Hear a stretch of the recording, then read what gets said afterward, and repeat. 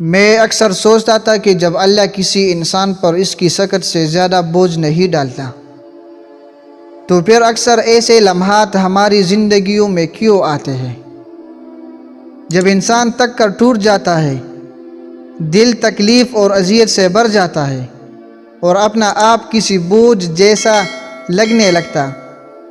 لیکن اب مجھے سمجھ آ گئی ہے کہ ایسا کیوں ہوتا ہے۔ اللہ اپنے خاص بندوں کو چننے کے لیے ان پر آزمائش بھیجتا ہے۔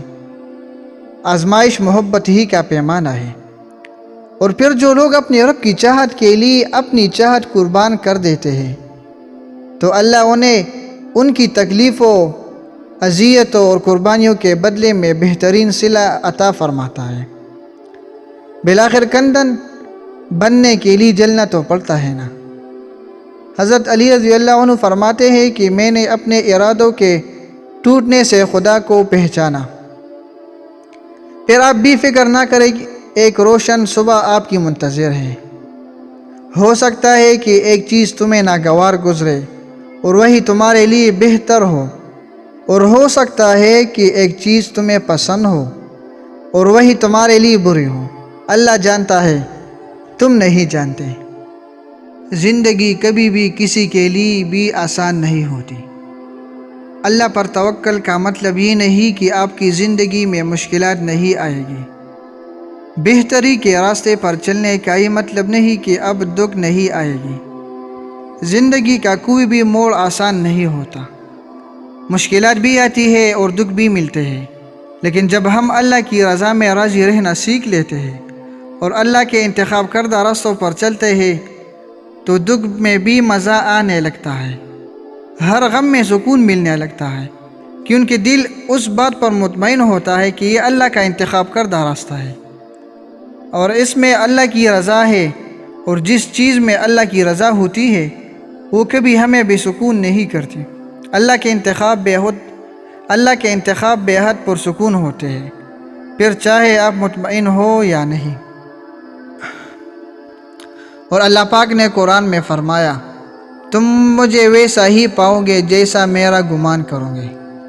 یہ ہم سب پڑھتے ہیں لیکن سمجھتے نہیں۔ تم جانتے ہو کہ حضرت موسیٰ علیہ السلام کے پیچھے فوج لگی ہوئی تھی، تب اللہ نے کیوں سمندر کو 2 حصوں میں بانٹ دیا؟ تم جانتے ہو کہ حضرت ابراہیم علیہ السلام کو آگ میں جانے کا حکم دیا گیا تو کیوں اس نے آگ کو ٹھنڈا کر دیا؟ تم جانتے ہو کہ کیوں اس نے حضرت یوسف علیہ السلام کو کنویں میں بھی پالا؟